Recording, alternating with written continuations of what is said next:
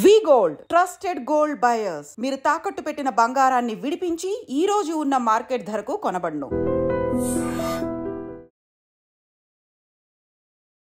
Mutual funds ఎస్ఐపిలో amount తగ్గింది, 26% తగ్గింది.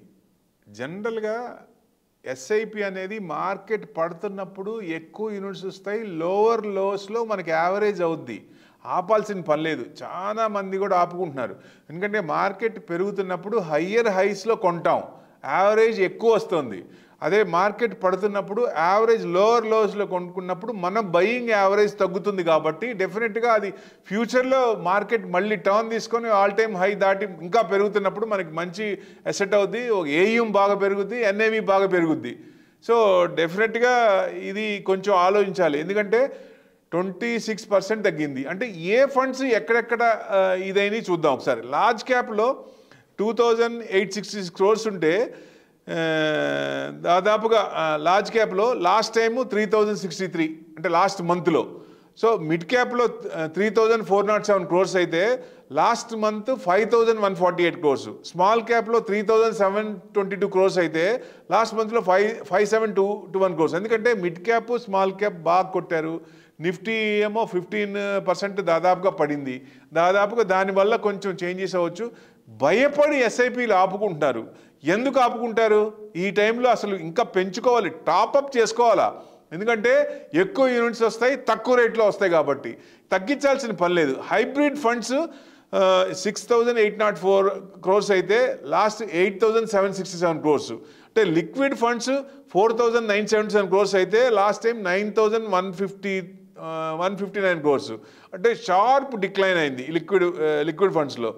ETFs అయితే బాగా పెరిగినాయి అనుకోవచ్చు ఒక రకంగా. అంటే 3846 crores అయితే లాస్ట్ మంత్ 1172 crores. అందరూ టాక్టికల్ ఇన్వెస్ట్మెంట్ చేస్తున్నట్టున్నారు. ఈటీఎఫ్స్లో అమౌంట్ ఎక్స్చేంజ్ ట్రేడెడ్ ఫండ్స్ అంటే నిఫ్టీ కానీ బ్యాంక్ నిఫ్టీ కానీ ఇట్లాంటి వాటిలో పెడుతున్నట్టున్నారు, ఎందుకంటే లాంగ్ టర్మ్లో రిటర్న్స్ బాగుంటాయి, ఈటీఎఫ్స్లో బాగుంటాయనే ఉద్దేశంతో.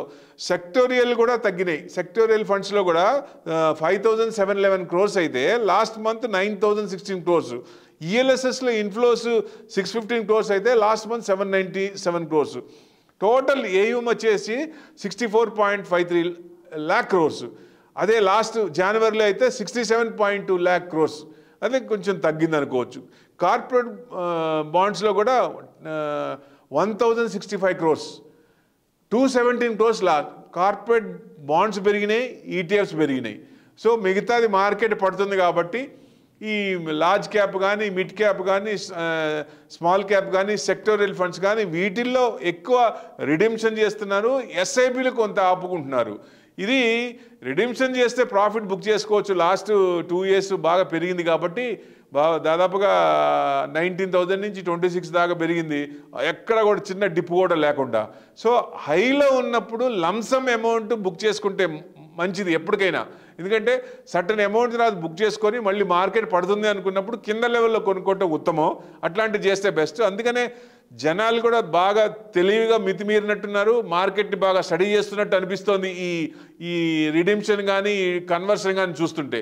డెఫినెట్గా ఇది అందరూ పాజిటివ్ కదా. ఎవరైనా పెట్టేది ఎందుకు? రిటర్న్స్ రావాలని, ఇంట్రెస్ట్ వర్కౌట్ అవ్వాలని, బ్యాంక్లో పెట్టిన దానికంటే ఎక్కువ రావాలి. సో డెఫినెట్గా ఇలా ప్రతి ఒక్కళ్ళు చేస్తే మంచిది. ఇది పాజిటివ్ సైన్ అనుకోవచ్చు, ఎందుకంటే ఎవరో ఏదో చెప్తున్నారని చెప్పి దాని ప్రకారమే కాకుండా అందరూ ఇండివిజువల్ కూడా స్టడీ చేస్తున్నారు. ఇది ఈ లెక్కలు చూస్తే తెలుస్తోంది డెఫినెట్గా. సో ఎక్కడ పెట్టాలి, ఏ టైంలో ఎక్కడ పెట్టాలి అనేది చూస్తున్నారు కాబట్టి డెఫినెట్గా మళ్ళీ మార్కెట్ యూటర్న్ అయినప్పుడు మనకి ఎస్ఐపీలు విపరీతంగా పెరిగాయి. 50,000 60,000 crores కూడా వచ్చే ఛాన్స్ ఉంటుంది. ఎందుకంటే మార్కెట్ ఎఫ్ఐఎస్ ఇన్ని లక్షల కోట్లు అమ్ముతున్నా కానీ మార్కెట్ పడట్లేదు, మ్యాక్సిమం పడట్లేదు. అంటే ఎందువల్ల? రిటైల్ రివల్యూషన్ వల్లే. ఈ ఇన్వెస్ట్మెంట్ ఎక్కువ వస్తుందని, ఎందుకంటే డైరెక్ట్ ఈక్విటీ కాకుండా ఇలాంటి ఫండ్స్లో ఎక్కువ పెట్టారు. ఎప్పుడైతే మార్కెట్ యూటర్న్ తీసుకుందో అప్పుడు డెఫినెట్గా అప్పుడు దాన్ని బట్టి లార్జ్ క్యాప్స్లో ప్లస్ ఈక్విటీలో, ఎందుకంటే మ్యూచువల్ ఫండ్స్ పెరగాలన్నా ఈక్విటీయే మూలం. మెయిన్ ఈక్విటీ పెరిగితేనే ఎక్కడైనా డబ్బులు వస్తాయి. సో డెఫినెట్గా అది పాజిటివ్గా చూసుకొని కరెక్ట్గా మీనింగ్ఫుల్గా ఇన్వెస్ట్మెంట్ చేస్తున్నారు అనిపిస్తోంది. సో ఇది మంచి టాక్ట్ఫుల్గా చేస్తారు. అంటే సెలెక్టివ్ హై కన్విక్షన్ దాంట్లోనే ఫోకస్డ్ ఫండ్స్ దాంట్లోనే అబ్జర్వ్ చేస్తూ ఇన్వెస్ట్మెంట్స్ అనేది హార్డ్ ఎర్న్ మనీ కాబట్టి ఇట్లా ఇన్వెస్ట్మెంట్ చేస్తున్నారు అనేది డెఫినెట్గా మ్యాక్రోస్ క్లియర్ అవడానికే చూస్తున్నారు. మ్యాక్రోస్ ఆటోమేటిక్గా ఇన్ఫ్లేషన్ కంట్రోల్ వచ్చింది, జీడిపి పెరుగుతోంది, ఐఐపి పెరుగుతోంది. సో ఇవన్నీ పాజిటివ్ కాబట్టి మార్కెట్ తొందరలోనే యూటర్న్ తీసుకోవచ్చా అంటే తీసుకోవచ్చు. ఇన్వెస్ట్మెంట్ అనేది మనం కంటిన్యూస్గా పెరగచ్చు. దయచేసి ఎస్ఐపిలు ఎట్టి పరిస్థితుల్లో ఆపాల్సిన పని లేదు, ఎవరు ఏం చెప్పినా. ఎందుకంటే ఈ డౌన్ టైంలో నానా రకాలు చెప్తారు, నానా విధాలుగా చెప్తారు, అదొద్దని ఇదొద్దని. ఎందుకంటే ఇండివిజువల్గా మనం చూసుకుంటేనే అర్థమవుతుంది. యూనిట్స్ ఎక్కువ వస్తాయి కదా తగ్గినప్పుడు. సో డెఫినెట్గా మళ్ళీ మార్కెట్ తిరిగినప్పుడు మంచి పాజిటివ్ అవుతుంది, ఎసెట్ పెరుగుతుంది. ఎన్ఐవి పెరిగినప్పుడు మంచి ఎసెట్ అవుతుంది.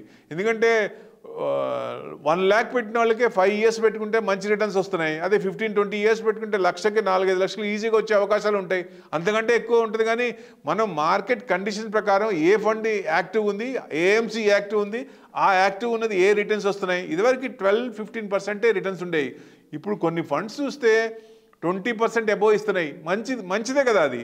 So quantum fund last year 71% ఇచ్చింది. సెబీ కూడా తవ్వకాలు మొదలుపెట్టి ఏమైనా చేశారని చూసింది, ఏం లేదు కదా. వాళ్ళు ఇంప్లిమెంట్ చేసి ఇన్వెస్ట్మెంట్ తెప్పించారు. డెఫినెట్గా ఫ్యూచర్లో ఏఐతో ఎక్కువ రిటర్న్స్ వచ్చే అవకాశాలు ఎక్కువ ఉంటాయి. సో ఇన్వెస్ట్మెంట్ చేసి డెఫినెట్గా దాన్ని మనం ఆ సాఫ్ట్వేర్ని కూడా ఇన్వెస్ట్మెంట్ చేస్తే ఎక్కడ కొనొచ్చు, ఎక్కడ అమ్మాలనేది తెలుసుకుంటే కరెక్ట్. మెయిన్ ఇదే ప్రాబ్లం, ఎక్కడ ఎగ్జిట్ కావాలి, ఎక్కడ ఎంటర్ కావాలనేది మెయిన్. ఇది చూసుకుంటే చాలు.